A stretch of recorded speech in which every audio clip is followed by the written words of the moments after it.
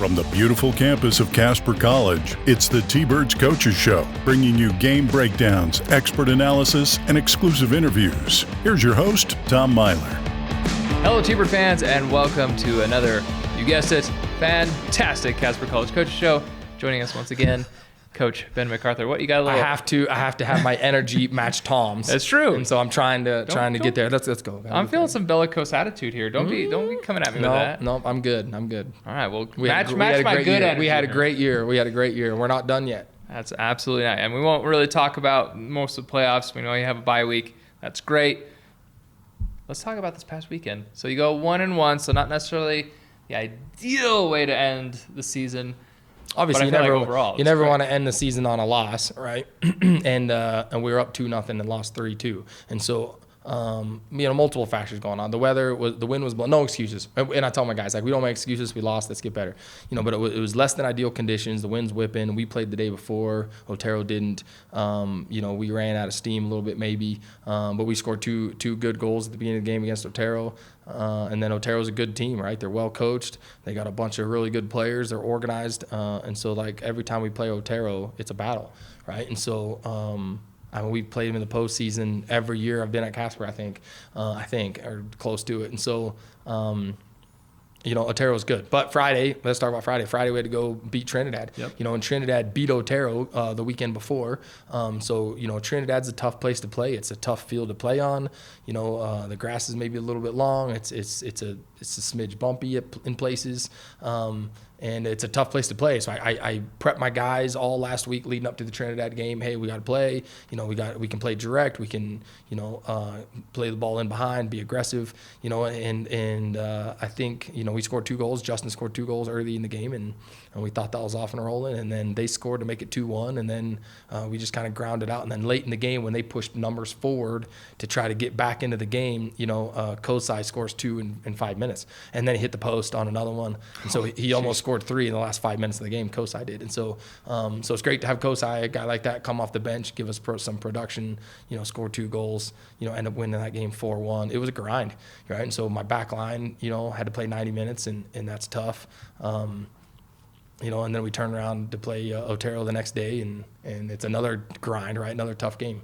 Overall, we had some good things. We saw some things we need to improve on, and so that's what we'll try to do. This week, and then going into next week into the bye week, we'll try to just make some improvement, get a little better every day, and try to play the best soccer here in the next couple weeks in the postseason. So knowing your team, because I feel like you know them very well and how they might react.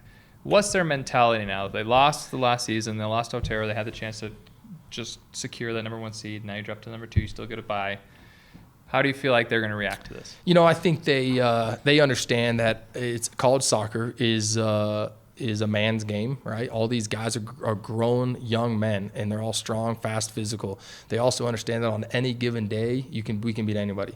We can also lose to anybody, right? And so now we had a great regular season. We finished 10-2-2, and so we were just kind of telling the guys, hey, listen, we had a great year, and we're not done, right? We've had 2 massive winning streaks throughout the year, and so guess what? We get to start another one now, Yes, and so that's the idea, right? The idea is that we get to start another win streak, next week on the 25th when we play. Don't know who it is yet, but when we play on the 25th. Start another win streak. And so that was kind of the attitude we told him. And I told him, we would rather have a hiccup, in the regular season than a hiccup in the region semifinal or final. Yes. Right. And so, again, can we learn from our mistakes? Can we improve our decision-making? Can we, gain some confidence and have fresh legs and then give ourselves a run, into the postseason? So that's kind of the plan. Well, we're definitely excited. Yes, it was still a great game against Otero. You go up early on 2.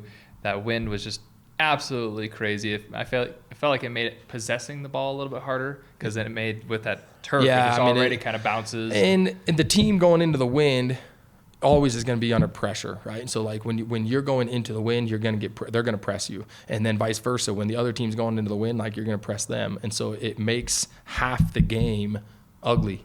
Right. And then sometimes it makes the other half of the game ugly because you're trying to take advantage of the win. We were very aggressive with our free kicks in the first half against Otero, and we scored on one of them. And we almost scored on 2 others too. Right. And so, but the wind is a neutralizer, right? And we know that, and we're used to it. We play in some wind here in Casper at times. And so, we were prepared for it, but it was a factor, and it is what it is. And so again, can we learn from those mistakes? Tighten things up in the back a little bit so we don't give up 3 goals, and then, like I said, be a little better and a little more clinical in front of the goal, and give ourselves a chance the next time. Absolutely. So with this bye week, you've only had one other week where you kind of had a week off. What are you doing with this week to kind of, are you resting them? Are you watching film? We're doing a little bit of everything, right? And so yesterday we went for a team hike. And so, it was a 4-mile hike, 1,000 feet up, 1,000 feet back down, right? So it's right on the edge of town here, right on the edge of Casper. We did this Casper mountain hike. And the guys, half my team had never been hiking before. Oh, and so, and so we're joking about like, oh, if you're from Wyoming, like this is what you do for fun. And so that was kind of fun taking them for a hike. So that was yesterday afternoon. We're going to train in the next few days this week, and then I'll give them this weekend off. They'll go support the girls this weekend, obviously, and cheer on the girls team. And then next week we'll train a couple days. We'll watch film a day, train a couple more days, and get ready for the weekend, right? And so we'll have a film day built into next week. So this week we're training the rest of the week, kind of getting ready for the postseason, trying to get healthy. Got a couple guys kind of banged up, and so we got to get some guys healthy. But that's what this will do. This 2-week bye will allow us to get some guys healthy. And how do you feel about bye weeks, Coach? I feel like you kind of have a mixed feeling about it's a mixed feeling, right? Like 2 years ago, we went to the national tournament. We were the 3 seed, and we didn't get a bye. And so because we were the 3 seed and didn't get a bye, we played 3 Saturdays in a row. And so we won 3 games in a row to go to the national tournament. And so I think sometimes a big bye like this can